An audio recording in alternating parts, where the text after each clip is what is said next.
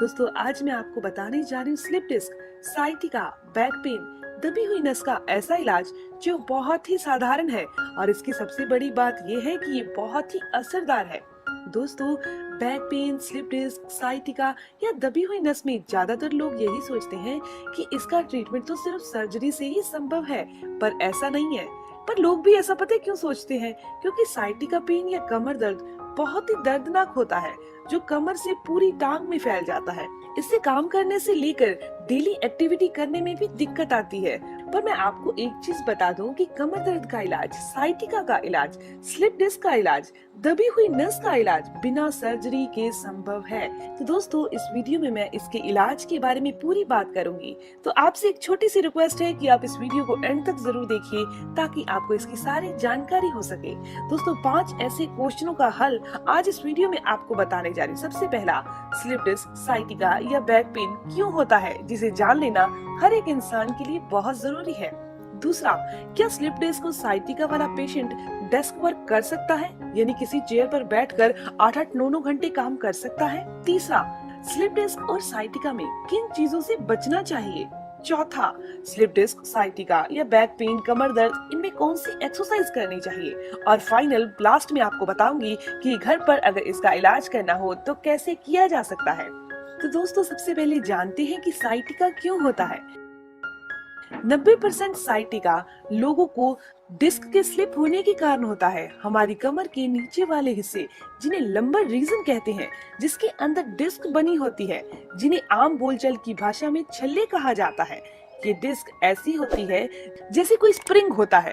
जैसे स्प्रिंग पर आप जोर डालते हैं और उसे छोड़ते हैं तो वापस वो स्प्रिंग अपनी शेप में, अपनी वैसी ही जगह में आ जाता है जैसे वो होता है। शरीर में भी ऐसा ही होता है। जब हम शरीर को मोड़ते हैं, नीचे झुकते हैं, उछलते हैं, तो ये डिस्क जो है वो स्प्रिंग की तरह काम करती है और वापस अपनी सही शेप में आ जाती है।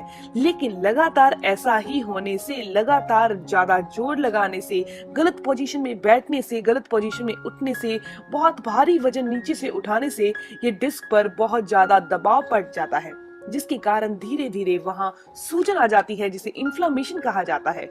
डिस्क का जो लिक्विड होता है, जिसे वर्टिब्रास कहा जाता है, वर्टिब्रास का जो लिक्विड है वो बाहर निकलने लगता है, लीक होने लगता है, जो नर्व को कंप्रेस कर देता है, नर्व को दबा देता है। और टाइम के साथ सही ट्रीटमेंट नहीं लिया जाए तो ये पेन पूरी टांग में फैल जाता है। यह कमर से शुरू होता है, हिप्स में चुभन होती है और दर्द इसका पूरी टांग में और काफ मसल में यानी पिंडलियों को सहना पड़ता है। दोस्तों अब बात करते हैं दूसरे क्वेश्चन के आंसर के बारे में। क्या जिनको भी साइटिका पेन है या कमर दर्द है वो लंबे टाइम तक डेस्क वर्क कर सकते हैं, यानी कि 7 से 8 घंटे या 9 घंटे चेयर पर लगातार बैठ सकते हैं। दोस्तों यह डिस्क में सूजन और लिक्विड का बाहर आना, यह ज्यादा लंबे समय तक डिस्क पर दबाव पड़ने के कारण होता है और ये दबाव जो है लंबे टाइम तक अगर आप बैठे रहेंगे तो ये दबाव भी ज्यादा पड़ेगा। ऐसे बहुत से काम हैं जिनसे डिस्क पर प्रेशर यानी दबाव पड़ता है। जैसे आप भारी वजन को उठाते हैं, भारी सामान को धक्का लगाते हैं, नीचे से वजन उठाते हैं, पर यह एक बार करने से नहीं होता। जैसे कि आपने एक बार सामान नीचे से उठाया, भारी वजन को धक्का लगाया तो आपकी डिस्क में स्वेलिंग आ जाएगी। एक बार करने से ऐसा नहीं होता।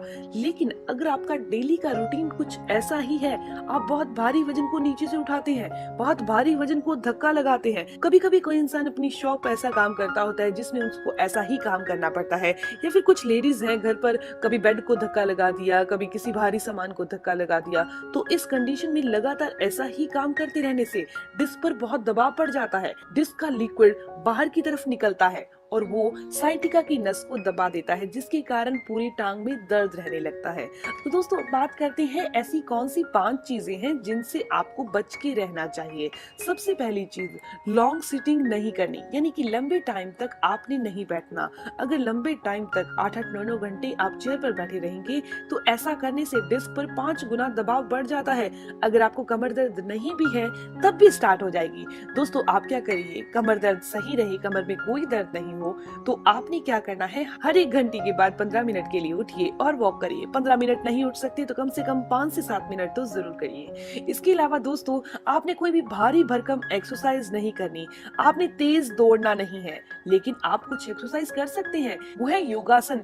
वो कौन से योगासन है जो आप कर सकते हैं? सबसे पहला है भुजंगासन और दूसरा है मरकट आसन। ये कमर में फ्लेक्सिबिलिटी को लाता है। दोस्तों, जिनको भी स्लिप डिस्क है, साइटिका है, कमर दर्द है, उन्होंने तेज नहीं दौड़ना, क्योंकि जब आप तेज दौड़ेंगे तो डिस्क पर दबाव यानी कि प्रेशर बहुत बढ़ जाएगा और डिस्क बहुत डिस्टर्ब हो जाएगी, उस पर सूजन भी बहुत ज्यादा आ जाएगी। अब आप तब दौड़ेंगे जब आप बिल्कुल ठीक हो जाएंगे। भारी सामान को धक्का नहीं लगाना, भारी सामान उठाना नहीं है, आपने वात यानी वायु वाली चीजें नहीं खानी। दोस्तों, अब लास्ट में बात करते हैं इलाज की, कि इसका इलाज कैसे संभव है। हम बहुत सारी पोजीशन में सोते हैं दोस्तों, सोने की बहुत सारी पोजीशन है हमारी, लेकिन उनमें से एक पोजीशन ऐसी है जो डिस्क को रिलैक्स करती है, उसके दबाव को कम करती है। तो आप हमेशा ही लेफ्ट साइड या राइट साइड लेकर ही सोएं, सीधा नहीं सोएं।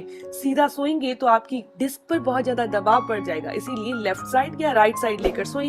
ऐसा करने से डिस्क पर पड़ा हुआ दबाव कम होता है। और जब हम लगातार ऐसे काम करेंगे जिससे कि डिस्क पर दबाव कम पड़े, तो हमारी बॉडी उस डिस्क को रिकवर करना, सही करना बहुत तेजी से शुरू कर देगी।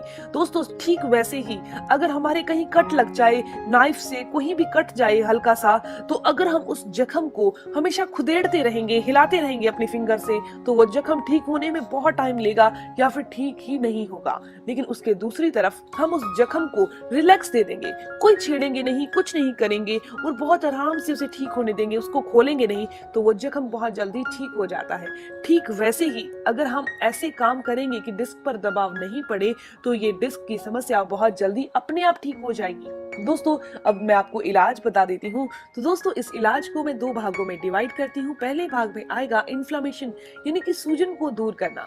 जब आप सूजन को दूर कर देंगे, जो कि मन के, जिनको वर्टिब्रास कहा जाता है, छल्ले कहा जाता है, डिस्क कहा जाता है, डिस्क के अंदर जो सूजन आ चुकी है उसको सबसे पहले दूर करेंगे, उसके बाद हम इलाज करेंगे। सूजन को दूर करने के लिए बहुत अच्छी चीज है मेथी दाना, क्योंकि इसके अंदर एंटी इंफ्लेमेटरी प्रॉपर्टीज होती हैं जो हमारी बॉडी में से इन्फ्लेमेशन यानी सूजन को दूर करने का काम करती है। इसके अंदर इलेक्ट्रोमैग्नेटिक पावर होती है, यानी कि ऐसी मैग्नेट होती है, ऐसी पावर होती है जो दर्द को भी खींच लेती है।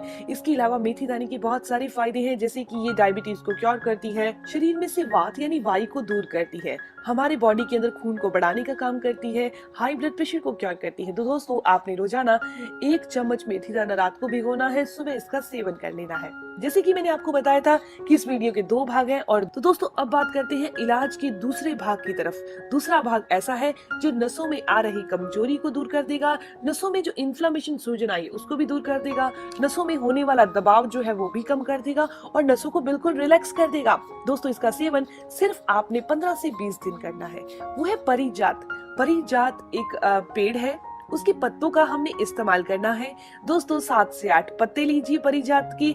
आपने इसे चाकू से नहीं काटना, आपने इसे चटनी बनानी है। रात के टाइम इसकी चटनी बना लीजिए। 1 गिलास पानी के अंदर इसे 5 से 7 मिनट के लिए उबालिए, सिम फ्लेम पर उबालिए इस चटनी को जो परिजात के पत्तों की है, और रात को ढककर रख दीजिए। सुबह उठकर आपने इसे हल्का सा गर्म करना है, बहुत गर्म नहीं करना, हल्का सा गुनगुना करके इसे छान कर पी लीजिए। ऐसा करने से नसों में होने वाली कितनी भी दिक्कत है, दबी नस की समस्या है, नसें कंप्रेस हो रही हैं, वो सभी ठीक हो जाती हैं। दोस्तों, ये जानकारी, ये इन्फॉर्मेशन यहीं तक थी। दोस्तों, अगर आप भी back pain, sciatica, slip disc, दबी नस की समस्या को ठीक करना चाहते हैं तो इस इलाज को जरूर फॉलो करें और मुझे जरूर कमेंट करें फॉलो करने के बाद कि आपकी ये समस्या बिल्कुल ठीक हो चुकी है। दोस्तों, अगर आपको ये जानकारी अच्छी लगी, आपके काम की है, तो इस वीडियो को जरूर लाइक कीजिएगा, अपने फ्रेंड्स के साथ जरूर शेयर कीजिएगा। मिलते हैं दोस्तों नेक्स्ट वीडियो में, तब तक के लिए गुड बाय।